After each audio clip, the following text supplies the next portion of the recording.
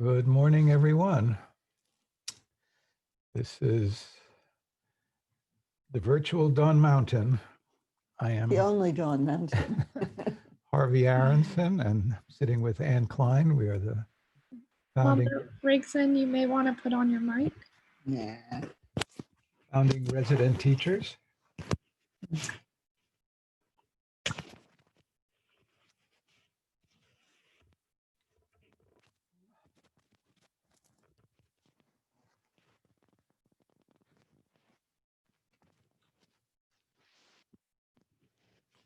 This morning, I wanted to say a little bit about meditation and just about being with ourselves.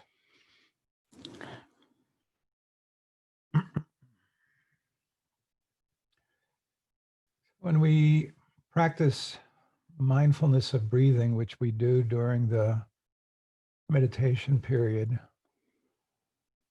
we're developing certain talents, certain skills, certain ways of being in life. And the more I live with myself and am with people that I work with, the more I recognize how fundamentally we all tend to run away from ourselves.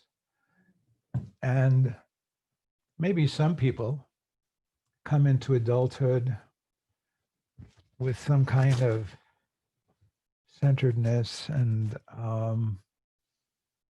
acceptance and presence.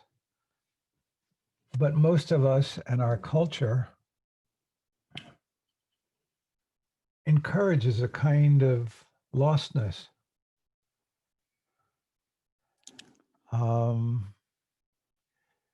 Lost so much to the extent that people are almost out of touch with reality with respect to simple conversations about something like masks and the nature of what's going on medically in our culture. In psychotherapy, we call it denial. And there really is a kind of level of denial about reality. We don't have to get ultra excited or panicky or heated about what is happening, but there are just some simple facts about what is going on. There are simple facts about the nature of injustice. There are simple facts about what's going on medically. And there are simple facts about things we can do, like keeping social distance and wearing masks. And we have people in government, people who we look to as leaders, who say things like, wearing a mask caused me to get COVID-19. I mean, it's a form of denial upon denial.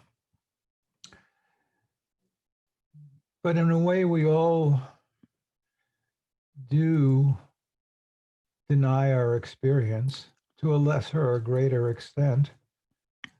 In a way, we could look at the Buddhist teachings and say that really Buddha used a different word. He used the word ignorance, not knowing. But it had to do with just not knowing the nature of our reality, not knowing the nature of experience. And while it may seem like we're doing a very, very simple exercise when we do something like mindfulness of the breath, it can be a doorway to very, very profound spiritual understanding and realization.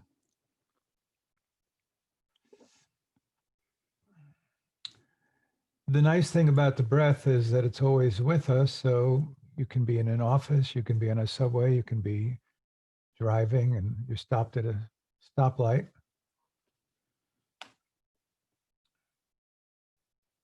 and we can be mindful of our experience of breathing. And so I like to use an acronym to bring to mind some of the qualities of mind that we're trying to get in touch with when we do practice mindfulness of breathing. When we do the chanting that we do, when we're doing our meditation. It is FACTS, F-A-C-T-S. It's kind of simple to remember. And the first letter, F, stands for freshness. And there's a lot of profundity in thinking about freshness. Often when I talk about meditation, talk about ordinary mind, talk about invariant representation. And that is the good quality of mind which allows us to generalize. You know, we have a popular brand of bread in the United States, Wonder Bread. Kids particularly love it because you can roll up the white bread and sort of make it into a ball, and then you can pop the white bread into your mouth and kind of suck on it for a half hour or something, and it's kind of yummy. It's got kind of hardly any nutritional value, but it is something good to play with.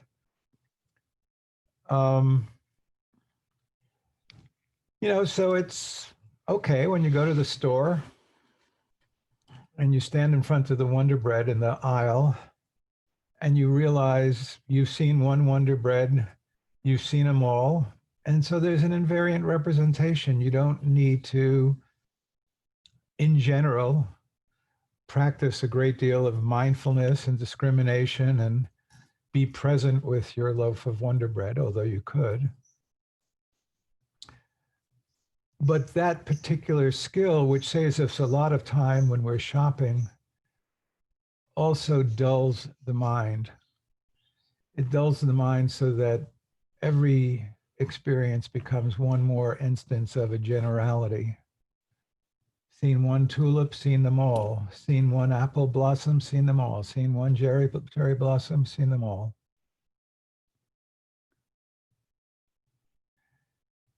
Seen one person, seen them all.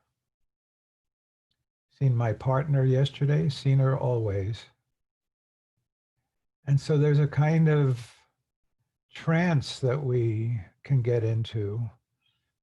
And one of the things that people do to get out of trances is they seek excitement, they seek the unusual.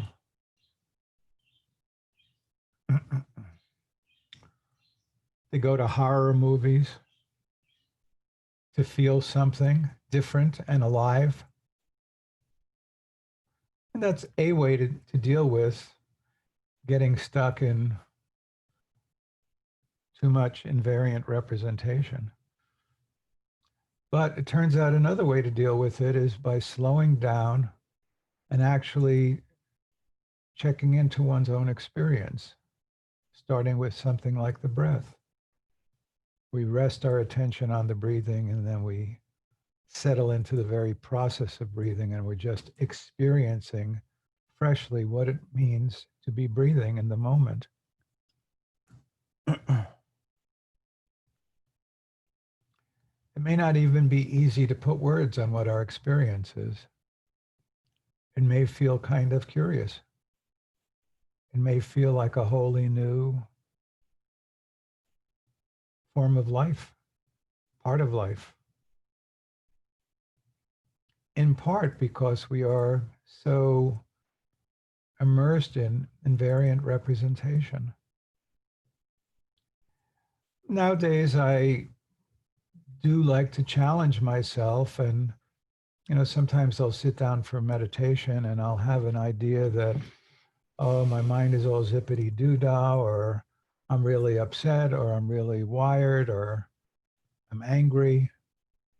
But I'll actually be quite curious as to if I do just sit and actually check in a little bit with the depth of what is going on, what is actually present.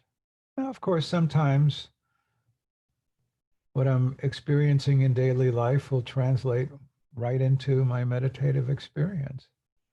But sometimes, interestingly enough, let myself settle a little bit and there's something else going on. Maybe my mind is particularly clear or particularly peaceful. It's a bit of a mind blower. I thought I was angry. I thought I was stressed. I thought I was zippity doo dah. And I sit down and lo and behold, my internal state is something else. I haven't given in to invariant representation. I'm allowing my mind to be fresh, my observation to be fresh. And so we are touching into that when we do our meditation.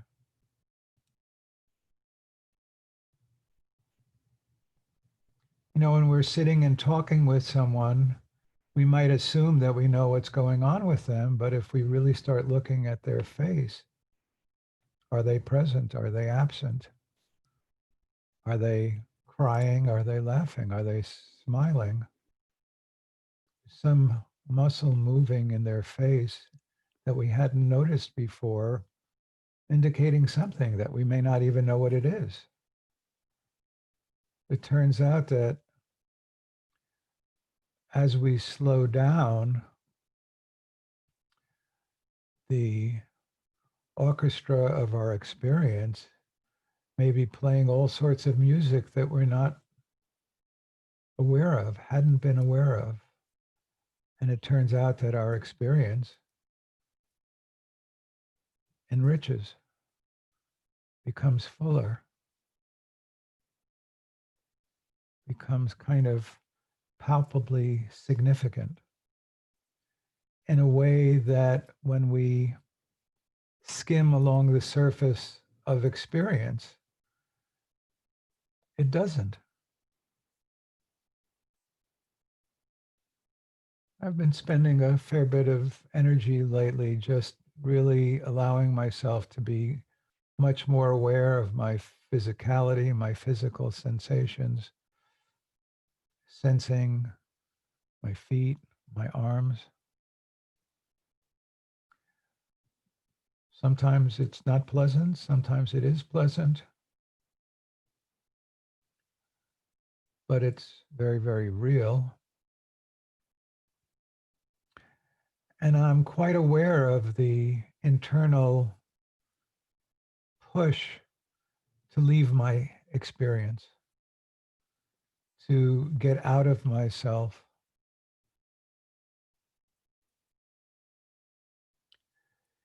You know, we all have, when faced with difficulty, we talk about a fight, flight, or freeze tendency.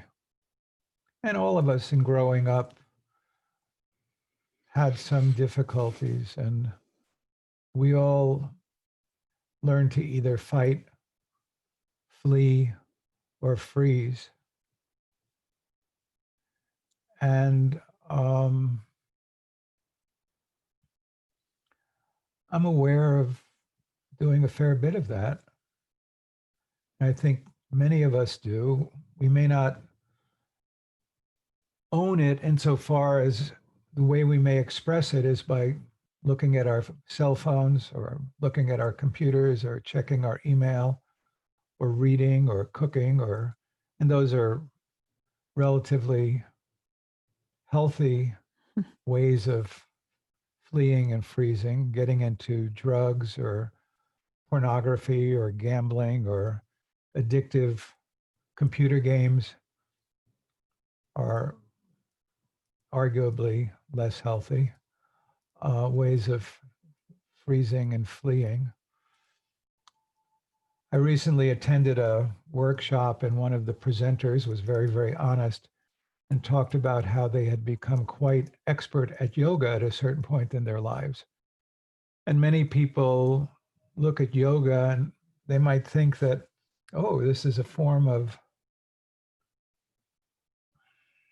deep attunement to the body.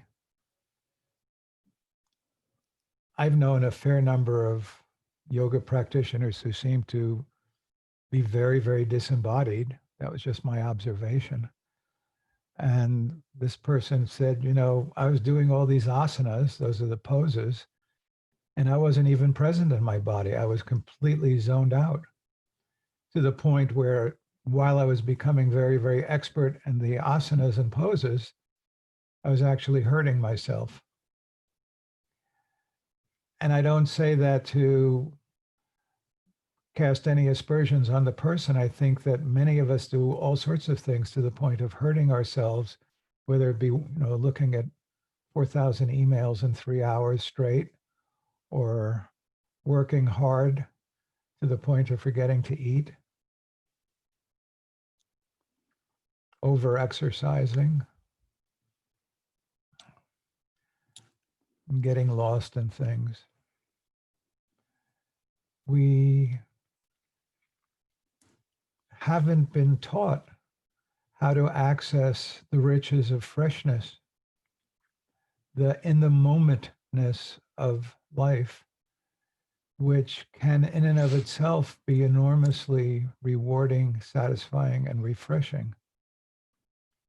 It's an unbuilt skill for most of us. And strange to say, under the rubric of freshness, we could pretty much describe the whole Buddhist path as a path to freshness.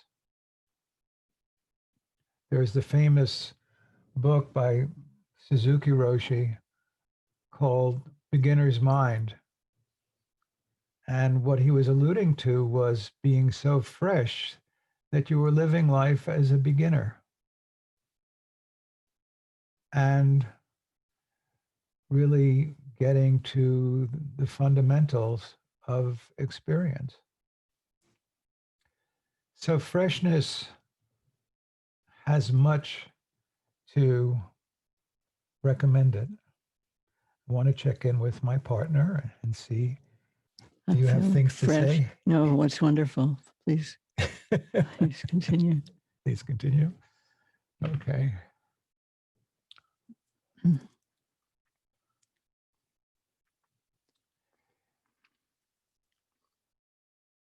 So even talking about freshness, when we think about observing, we're talking about observing our breath. So there is a bit of a subject and an object. The subject is kind of the knowing mind, and the object is the breath. And it's a necessary way of understanding. It's a necessary way of talking, that we are cultivating mindfulness of our breathing. There is also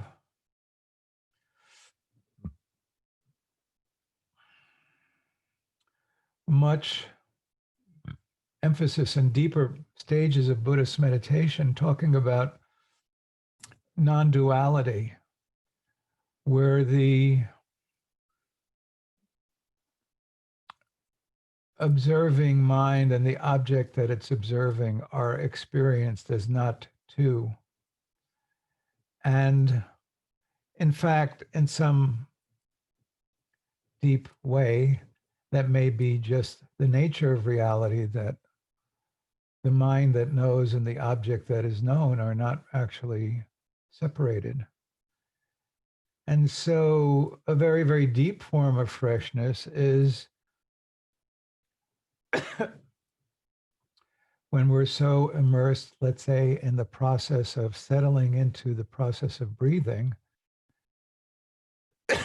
that even the notion of observer, even the notion of an I, distinct from this process of breathing, may temporarily be in abeyance.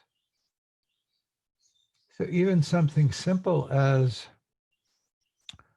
noticing the breath, can, in a very, very simple and direct manner, and in an immediate manner, lead us into a non-dual experience of breathing.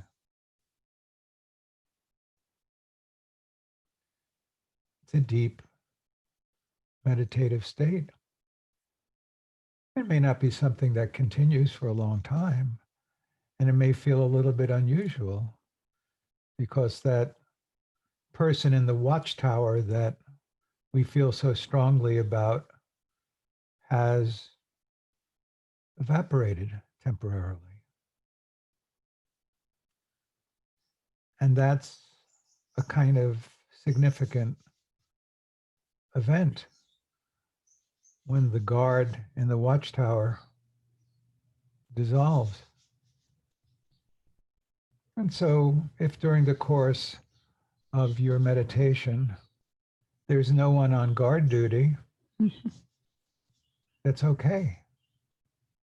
Again, it might feel a little bit different. And most of us may not feel that safe to have no guard in the watchtower, but I encourage you, if that seems to be occurring, to let it be the case as a one kind of fresh experience. So we don't have that much time left. I just will say a little bit about the other letters in FACT. A is for acceptance, C is for curiosity, T is for tenderness, and S is for sensitivity.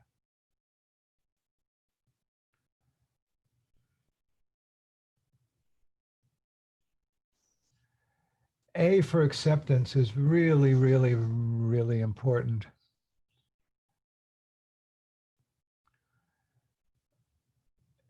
It turns out that anything, even good things like meditation, religious practice, psychotherapy, dieting, yoga, almost anything we do, eating, sleeping, conversing, can be hijacked as a way to escape ourselves, or it might be an avenue for accepting and knowing ourselves. A lot of what we are about is running away from ourselves, and sometimes religious practice gets hijacked into that particular agenda as well. So accepting what is happening is actually an enormous challenge. And again, many of us in the modern West are just riddled with non-acceptance of ourselves. Sometimes call it self-hatred, sometimes call it inner critic, self-criticism.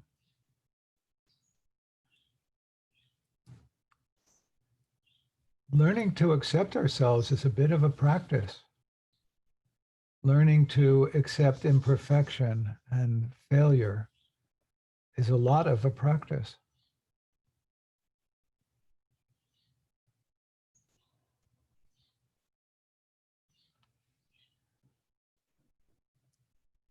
And it really can be exercised very simply with just accepting what is the nature of our breathing as it is. Just as it is. We're not trying to alter our experience of breathing one iota when we are placing our attention on the breath and then settling into it. Acceptance is a kind of gentle form of love, self-love. And the phrase self-love has a bad connotation in our culture in a way. It's associated with a kind of overweening pride. And it's a bit unfortunate because, yes, when we see people who have an overweening kind of pride, a kind of rocky mentality, or someone who just endlessly boasts, whether realistically or not, about what they are and who they are, it's not pleasant to watch. It's not satisfying to be with. But many of us just naturally really avoid just kindness and acceptance of ourselves.